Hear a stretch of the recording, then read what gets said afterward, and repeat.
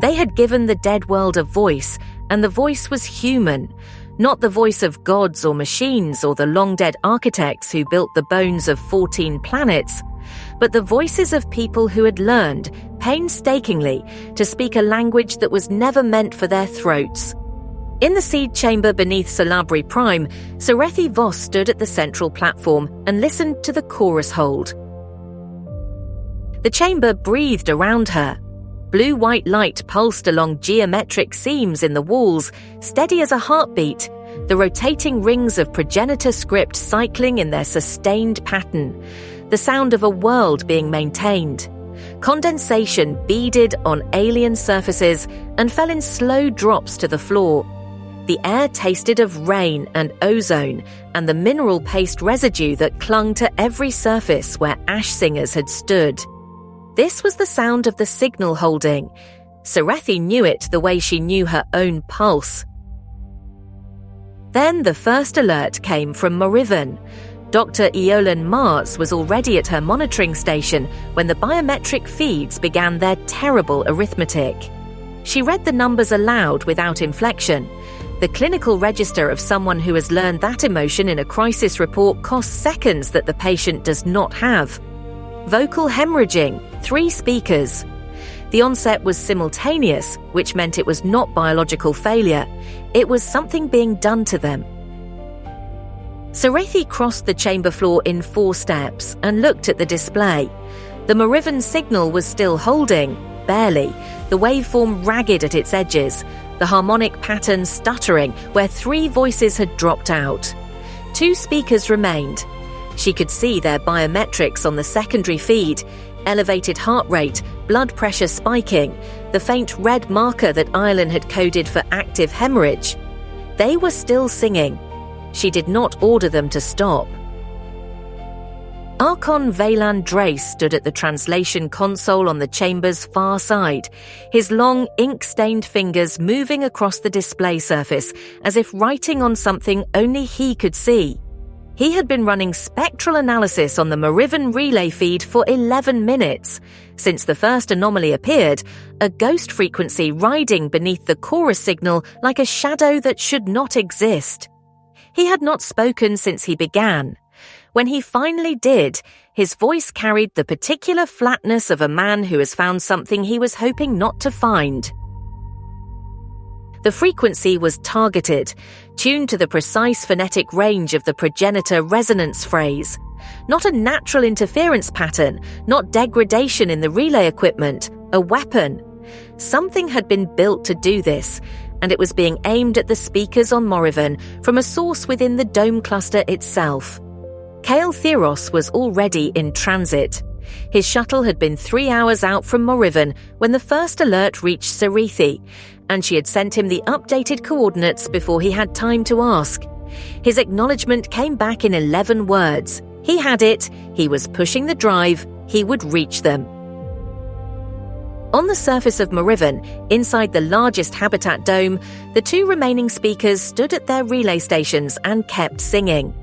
They stood in the chorus station, a low concrete room lined with acoustic baffles of salvaged hull foam, the floor marked with chalked progenitor phonetic notation, the air thick with mineral paste and the iron-copper smell of blood. The atmospheric processing tower's script was still cycling blue-white through the dome's viewport. They could see it from where they stood. They kept their eyes on it, and they kept their mouths moving. The Callanthe alert came 40 minutes later. Halia Vaughan's voice on the relay was steady in the way that field commanders learn to be steady. Not calm, but controlled. The steadiness of someone who has decided that panic is a luxury the situation cannot afford. She reported 4 speakers, 2 already down, the other 2 holding but degrading. The reclamation tower's water output had dropped 18% in the last hour. She said the number without comment. She did not need to explain what 18% meant to a world where the water table was a machine. Serethi stood at the center of the seed chamber and felt the decision forming around her like a structure, not a choice between good and bad, but between costs she could not yet calculate. If she pulled the speakers off Callanthe, the signal died and the reclamation tower went dark, and the water stopped, and people on the surface began dying in a different way, more slowly, but just as certainly. If she kept them singing, the counter-harmonic would finish what it had started on Moriven, and she would have spent 2 more human beings on a signal that might not hold anyway. Eolan pulled up the Moriven biometrics again and set them beside the Callanthe feeds without saying a word. The comparison was the argument. Serethi looked at it for a long time. The numbers did not change. Numbers never changed when you needed them to. They only accumulated. Valan had traced the counter-harmonic to a signals array inside the Moriven dome cluster, a compact device, portable, the kind of thing that could be carried in a standard cargo case and assembled in an hour. He had the approximate location. He sent it to Kale without being asked. His hands had stopped their perpetual motion for the first time since he began working. He stood at his console with his fingers flat on the surface and stared at the spectral analysis of the frequency that was killing his students. He had published the phonetic range data 3 months ago in an open academic dispatch distributed to every coalition world with a translation relay. He had done it to accelerate the chorus training program. The counter-harmonic had been built from his own work, the way a key can be cast from the impression left in wax by the original.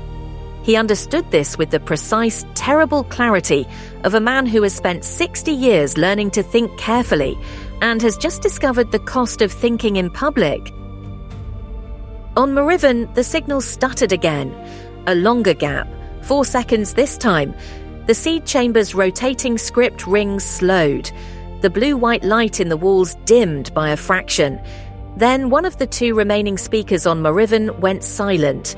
The biometric feed showed the reason: hemorrhage reaching the inner ear. The damage was permanent. He would not sing again.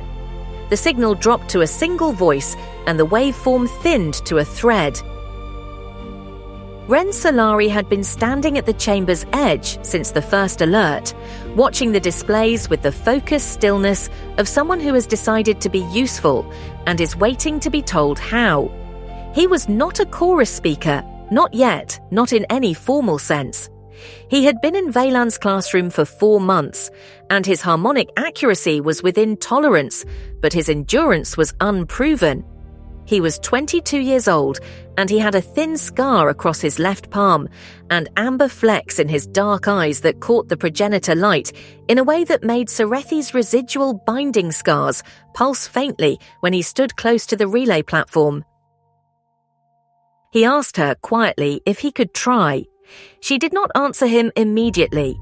She turned back to the display and watched the Moriven signal waveform stutter again.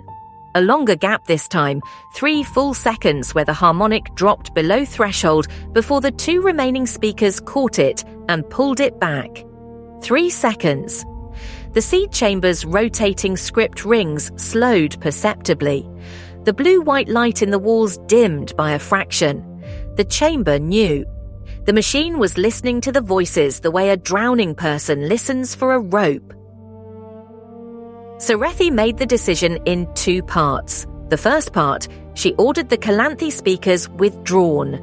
All 4 of them immediately to the dome's medical bay. The reclamation tower would go dark, the water output would drop. People would suffer for it. She said this aloud to Halia, and heard Halia receive it in silence before acknowledging. The silence lasted exactly 2 seconds. Serethi counted them. The second part, she looked at Ren Solari and told him to take the Solabri relay station. He moved to the platform before she finished speaking. His cable-wrapped boots left prints in the condensation on the chamber floor. He took his position at the relay interface, the standing mark chalked in progenitor phonetic notation that the trained speakers used. And he opened his mouth, and he sang the operational phrase in the voice of someone who had learned it from a classroom chalkboard 4 months ago and had never held it alone in the dark. The seed chamber's script rings steadied, not because his voice was perfect. It was not perfect. It was raw and young, and the harmonic was slightly flat on the third syllable in a way that made Valan close his eyes briefly. But the seed's sensors had been detecting Serethi's residual binding pulse in the chamber for weeks, and when Ren's voice hit the relay frequency, the chamber's systems did something that Ireland would spend 3 months trying to document. They compensated. The machine reached toward the human voice and met it halfway, the way a parent steadies a child's hand. On Moriven, Kale's shuttle broke atmosphere 40 minutes later. He found the signals team in a converted equipment bay 300 meters from the Cora station. 2 inheritor operatives with a device the size of a cargo case, its crystalline spine array oriented toward the dome's acoustic center. He disabled them with the economy of someone who has learned that violence is a tool, and tools should not be wasted. He stood over the device and looked at it for a long moment before he sent Serethi the confirmation. The Moriven chorus speakers were in the medical bay. One would not sing again. The hemorrhaging had reached his inner ear and the damage was permanent. He sat in the bay with his hands in his lap and said nothing. The other 2 would recover. They had held the signal for 4 hours and 17 minutes against a frequency designed to destroy them, and they had held it until they could not, and then they had fallen. Serethi received Kale's confirmation in the seed chamber. She stood at the central platform with the signal displays in front of her, and the sound of Ren Solari's voice behind her, and the blue-white light pulsing in the walls around her. And she did not move for a long time. The decision had been made. The costs were already accumulating in the ledger that no one would ever formally keep. The speaker who would not sing again, the water output on Callanthe dropping through the night, the hours of silence on Moriven before Kale reached the device. Eolin came to stand beside her. She did not offer comfort. She offered the next medical report because that was what the situation required, and because Eolin Mars had learned a long time ago that the most honest thing you can give someone who has made an impossible decision is the truth about what comes next. On Callanthe, the reclamation tower had gone dark. Halia Vaughan stood at the dome's viewport and watched the tower's script fade from blue-white to black, the last syllable of the last speaker's voice still hanging in the air of the chorus station behind her. The water output monitors showed the drop in real time, not catastrophic, not yet, but the direction was clear and the direction was down. She turned from the viewport and began calculating how many days they had. Serethi took the report and read it and set it down. Behind her, Ren Solari kept singing. His voice was raw now, the edges of the harmonic fraying with effort, but the signal held. The seed chamber's script rings continued their sustained cycle. The blue-white light in the walls did not dim. The machine held what the voices gave it and asked for more, the way the earth asks for rain. Not cruelly, not with malice, but because that is what earth does. It persists. It waits. It takes what falls into it and turns it into something that can grow. Above the seed chamber, on the surface of Solabri Prime, the rain fell on dark new soil and green grasses pushing through. It fell on the corroded dome frames of the old warrens, slowly being absorbed by growing vegetation. It fell on a world that had been dead for 12 centuries and was learning, one voice at a time, what it meant to be alive again. The rain did not know what it cost. The rain simply fell. In the seed chamber, Serethi Voss stood with the medical report in her hands and listened to Ren Solari hold the signal and thought about all the things that were true simultaneously.